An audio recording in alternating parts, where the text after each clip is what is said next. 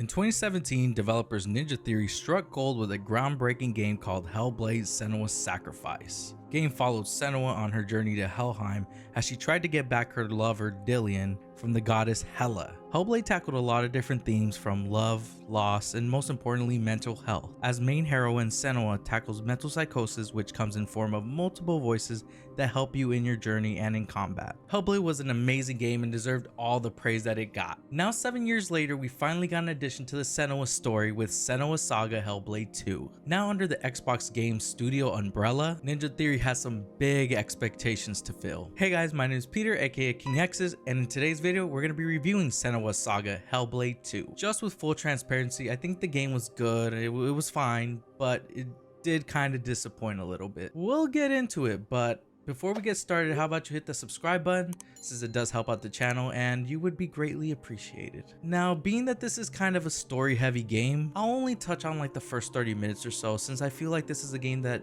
you should play yourself. Plus the story runtime is like 5 to 7 hours, just depends on how you play. Now with all that being said, let's jump into this latest adventure in Senua's story. So Senua Saga follows the events of the first Hellblade, and if you haven't played the first one in a while, there's a small recap retelling the Spark Notes version of the events of Senua's Sacrifice.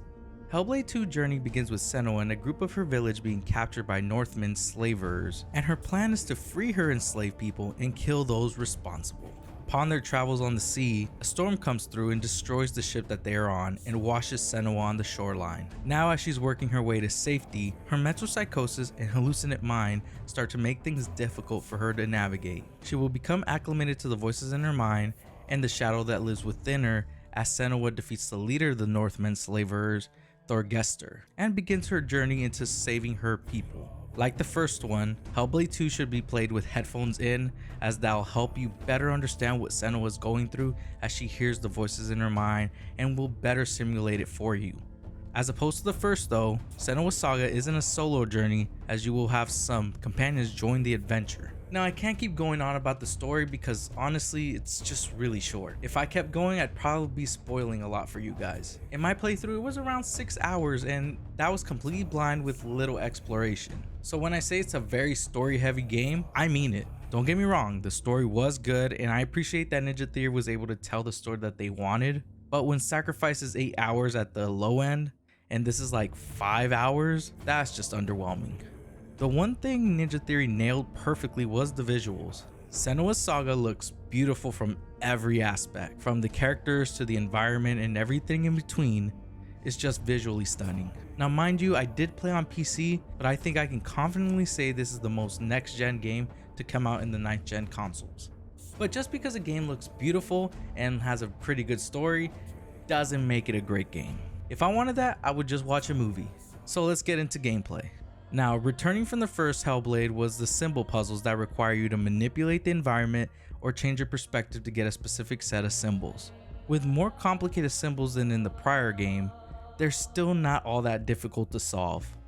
And the problem with the puzzles is that they're so far and few between. By the time you finish a 10-minute puzzle, you're dealt with a long period of exposition. They're fun to solve, just would have loved to see more of them. Senua Saga is really linear, but it does have some exploration with collectibles that give more in-depth look into the lore of Senua Saga, which the game does a really good job of tucking away and requires you to have a good eye. First is the lore standard post, which are poles with rune symbols. Second are hidden faces that are usually hidden discreetly and hide a piece of the Yggdrasil tree.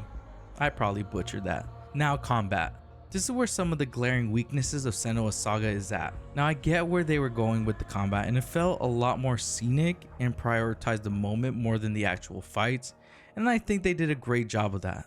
Most of the combat in the game is focused on one-on-one fights, which you need to learn patterns and counters, but we get the focus ability that slows down time from the very get-go. And there's no real reason to adapt in battle when you could just parry and slow down time. It shows how shallow combat really can be. Like, it wasn't bad, it just felt disappointing at times. Once you complete Hellblade 2, there is a post-game, surprisingly enough, as opposed to the first one. Like the first one, you can replay the chapters to collect any collectibles that you missed, But now there's a New Game Plus mode. In a new game, you can replay the story with the companions in your ear and hearing things from their perspective, which gives this game some replayability that was really lacking in the first one. Senua's Saga Hellblade 2 is one of the best looking games, but it just feels like it prioritized narrative and visuals over gameplay. And for me, that's not a complete issue. I think where it just disappointed me is when you stack it to the first one and you see that it lacks in some areas. Maybe that's where I went wrong, expecting more Hellblade 1 and not really appreciating what Hellblade 2 brought to the table, which is a great demonstration of what next-gen consoles can be, but I just wish Ninja Theory did a better job of pacing with Senua Saga and not giving us a lot of moments of walking and exposition, especially when there's a chapter in the game where they do it perfectly. Not to spoil anything, but there's a forest you go through with your companions and it's progressing the story but also being interactive at the same time. And I'm sure if it had more of that, then Senua Saga would dodge the walking sim allegations. Look, it was good, and if you're a fan of narrative driven games, then this is going to be perfect for you. But if you're not, then this is probably not going to be for you. I just hope Ninja Theory gets an opportunity to get a third Senua Saga game out, but with Xbox's track record, I'm a little nervous that that might not happen. Let's just cross our fingers that we don't have another Tango Gameworks situation on our hands. Now it's time to score Senua Saga Hellblade 2. And like I've been saying, I think this is a good game, but I was just expecting a lot more. So with that being said, I give it a 7 out of 10. Let me know in the comments if you play Senua Saga Hellblade 2 and what you thought of my score. And if you like this video, consider giving it a thumbs up and subscribing to the channel for more gaming content like my review on Final Fantasy VII Rebirth, which should be right here, or what YouTube thinks you'll like from my channel, which should be right here. Thank you for watching this video. Until next time, your boy King Exodus is out.